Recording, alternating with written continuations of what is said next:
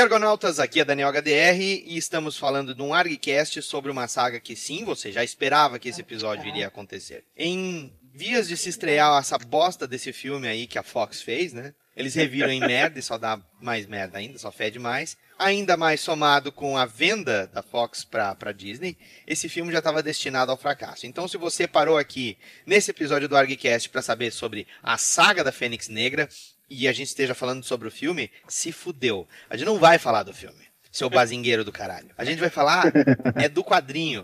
Nós vamos falar de coisa boa, certo? Ó, coisa boa. Tô batendo aqui. Ah, ele tá batendo encadernado. Foda-se. Tá? Você fica aí. E é o da Panini ainda, hein? É, o da que Panini. É mais caro. Que é capaz da folha desgrudar. Ah, não, esses são os da Mits, né? Pois é.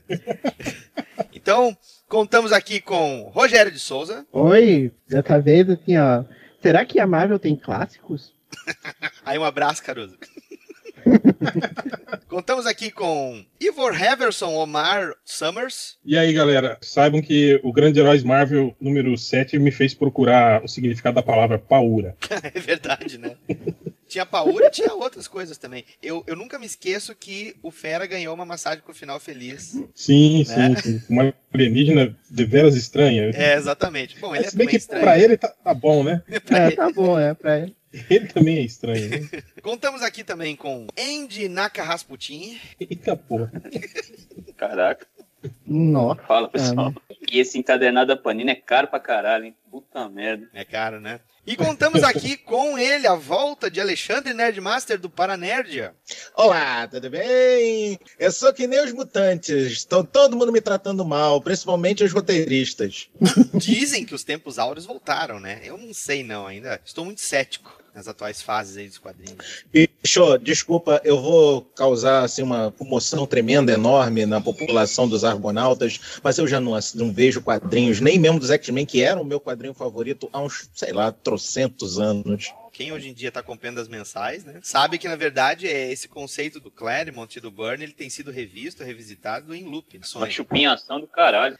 Agora, olha só, um offzinho rápido, desculpa, é que eu não vi porra nenhuma do filme da Fênix Negra, porque não tá me apetecendo mais nem um caralho. Tem alguma coisa a ver com o quadrinho? O nome. Ah, o nome, tá, então, ok, desculpa, valeu, obrigado. É tipo os filmes da Marvel, só pegam o nome. É, né? Caiu o nome. É. Muitas pessoas comentam da saga da Fênix Negra, pessoas da nossa faixa etária, inclusive, velhacos como nós, sabem que esta é uma fase áurea. Estamos ficando os velhos, Magneto. É, estamos mesmo.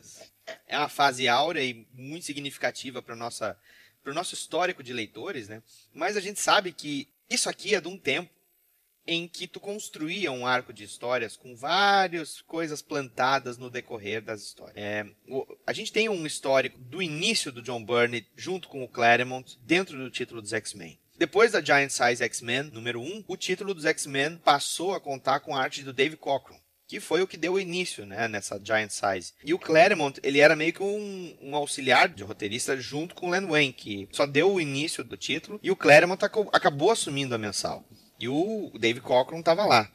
E de vez em quando o Cockrum dava aquela atrasadinha, porque ele também era diretor de arte das capas da Marvel, então ele não conseguia dar conta de fazer todas as capas das revistas ou layouts delas, supervisionar e ainda fazer o título mensal dos X-Men, o John Byrne ia lá e colocava lá o trabalho dele, fazia um filinho, pegava meia edição, às vezes pegava uma edição inteira enquanto o Cockrum estava adiantando a seguinte. Então, quando surgiu a dupla Claremont e Byrne, a gente já tinha um histórico pregresso dos X-Men estabelecido com o Claremont e o Cockrum. E uma dessas coisas que ficou estabelecida é o surgimento da Fênix. A dupla Byrne e Claremont foi, para os fãs, a dupla mais benquista, né? Acho que tudo que a gente tem hoje em dia e na época mesmo se deve ao Cockrum, cara. Acho que a arte do Cockrum era realmente uma coisa de outro planeta. É uma coisa de louco mesmo. Ô, Júlio, tu entrou, né? Sim, tá bem. E aí, senhor? Tudo bom? Tudo beleza. Meu áudio tá bom? Não, tudo bem. Chegou o pássaro trovejante do episódio de hoje. Puxa vida, né? Já desencavou esse aí. Meu Não, Deus. tô- Já tá me matando, velho. Que eu não... Vou te chamar de Kit Cara, já tá Pride, me então. matando. Eu vou te chamar de Ah, ninfa. Quer dizer que o noturno já pegaram, né? Não, ninguém pegou ninguém. Ivo, como foi o surgimento da Fênix nessa fase aí do Claremont e o Cockrum? Teve aquela saga, né, que eles foram pro espaço, né, e a Jean Grey ficou usando os escudos telecinéticos deles para eles fazerem a reentrada na Terra, né? E aí, supostamente, ela morreu na queda da nave, né, só que daí ela ressurgiu da morte lá e com os poderes da Fênix, né, e ficou uma coisa meio que não muito bem explicada o que aconteceu, né? Depois que eles foram reticonizar e aí explicaram direitinho o que era a entidade Fênix e tal, né? Mas na época ficou uma coisa meio do tipo, talvez foram os raios cósmicos que reagiram com os poderes mutantes e aí, tipo, liberou um potencial adormecido no corpo da Jean Grey. A gente não sabia até então o que estava acontecendo. E isso foi legal porque o Claremont foi meio que mostrando pra gente, né? A gente foi descobrindo junto, né? Que era a Fênix, a extensão dos poderes dela, né? Cada edição ela apresentava uma coisa nova, assim. Isso. E era legal que a reação dos personagens, principalmente do Cíclope, né? Que era o namorado dela, era meio como a nossa reação também, né? Quando via ela fazendo umas coisas meio do nada, assim, né? Tipo, ela, ela impediu que os raios saíssem dos olhos dele, né? Telecineticamente. Falou, caralho, velho, como é que ela faz isso, né? O lance dela controlar pessoas... Essa aí era muito forçada, cara. O lance dela controlar pessoas inconscientes, né? Tipo, ela fazia as pessoas que estavam inconscientes, tipo, agirem como se estivessem inconscientes e fazendo as coisas que ela queria, rearranjar molecularmente roupas e objetos, né? Tipo assim, ela... praticamente podia fazer de tudo, né? Tudo que ela queria, assim, né? E aí, isso foi legal que a gente foi meio que vendo essa crescente da personagem, né? O nível de poder dela subindo, né? Isso. Aquele jogo mental, né? Do mestre mental, fazendo aquele joguinho mental dela, né? Meio pra corromper ela. E no fim, a Fênix Negra, né? Surgindo e o Império Shi'ar preocupado com a salvaguarda do universo, né? Querendo destruir ela. Mas isso aí já é lá pro final. Pois né? O que a gente tá falando aqui, ouvinte, é o seguinte: não é uma coisa construída num arco de 6, 5 edições para fechar um encadernado, que é uma prática muito comum hoje em dia. O que a gente tem são todas essas informações plantadas no decorrer de um ano ou mais, a ponto de tu criar afeição para os personagens e tu ser abalado de muitos modos, como foi o final da saga em si. Então, esse início do Claremont, o Cockrum, ele foi logo depois sucedido pelas aparições do John Byrne dentro do título dos X-Men, completando muitas vezes uma edição que o Cockrum fazia pela metade, ou até pegando uma edição inteira, uma que outra. E o Claremont e o Byrne já haviam trabalhado antes juntos no título do Punho de Ferro. E também chegavam a trabalhar algumas vezes na Marvel Team Up, que era o título do Homem-Aranha, com história junto com outros personagens. E o legal é que teve uma época que eles meio que cruzaram, né, os dois títulos, né, que a gente teve ali o Punho de Ferro, né, a gente teve a Colleen Wing, né, meio que entrando nesse núcleo dos X-Men, né, ela era amiga do... Mas o Homem-Aranha mesmo, aquela história do Arcade, lá, ele chega a aparecer também. Ah, sim, também. Mas essa da Colleen Wing que tu tá lembrando é verdade, isso aí é nesse período que o Byrne ainda tava trabalhando direto também no título do Punho de Ferro com o Claremont, né. Teve até quando eles retornaram lá de Shi'ar, lá que o Wolverine tava usando a roupa a roupa selvagem. Fang, sei lá o nome do cara lá. Com o colarzinho de riponga. Tem de crocodilo Dandy lá, dentinho de crocodilo. Tem uma história que os X-Men lutam até, né? Contra o Punho de Ferro mesmo. E tem um close do rosto do Wolverine bizarríssimo, né?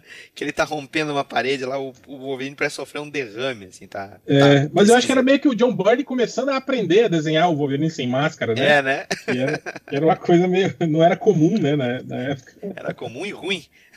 Mas o que a gente sabe é que quando o Byrne assume o título dos X-Men, depois da saída do Cockrum e ele passa a desenhar o título, o arco em si da Fênix já estava em andamento, né? Então a gente tinha a personagem surgindo, como foi lembrado aqui, mas a gente tem diversos outros arcos de histórias que vão apresentando a personagem cada vez mais e mais, e tu também tem outros personagens aparecendo. A gente vai lembrar também aqui no momento que eles foram pro Japão, né? E eles lutaram lá contra o... Solaris. Não foi contra o Solaris ajudou eles. O Solaris ajudou eles, né? Isso. E depois foi o modo de Magnum, não é isso? Isso. E aí a gente lembra que a equipe em si, ela ficou dividida, né? Não dividida, né? O Fera e a Jean Grey foram dados como mortos, e o outro lado também achou que o resto da equipe também estava morto. Foi numa luta contra o Magneto, né? Que sobrou o Fera e a Jean. E na Terra Selvagem, né?